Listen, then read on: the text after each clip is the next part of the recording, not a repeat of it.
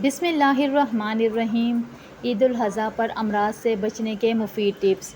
तिब्बी माहिरीन ये भी मशवरा देते हैं कि गोश्त में इंसानी सेहत की ज़रूरी प्रोटीन्स होते हैं, इसीलिए कुर्बानी का लजीज गोश्त एतदाल से खाने में कोई मुज़ायका नहीं है। ताहम ईद की खुशियों से लुत्फ़ अंदोज़ होने के साथ साथ कुछ एहतियाती तदाबीर इख्तियार करने की भी ज़रूरत होती है। गोश्त को ज़्यादा ना खाएं। इसी तरह गोश्त को ज़्यादा खाने से गुरेज करना चाहिए, क्योंकि इससे मैदे में तेज़ाबियत का ख़तरा पैदा होता है।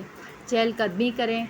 अगर गोश्त देकर हाथ रोकना मुश्किल हो जाए तो फिर कुछ देर के लिए तेज़ चहलकदमी के लिए ज़रूरी वक्त निकाल लें, ताकि मैदे को मुनासिब तरीके से काम कर सके और खाना हज़म हो सके। दोपहर और रात के खाने के दरमियान कम से कम 6 घंटे का वक्फ़ा ज़रूर होना चाहिए, ताकि गोश्त को हज़म होने के लिए मुनासिब वक्त मिल सके।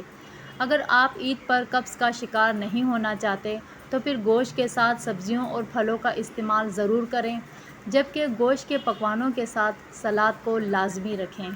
अगर आपको ये वीडियो अच्छी लगी, वीडियो को लाइक करते हुए चैनल को सब्सक्राइब करें। मिलते हैं नेक्स्ट वीडियो में। अल्लाह हाफिज़।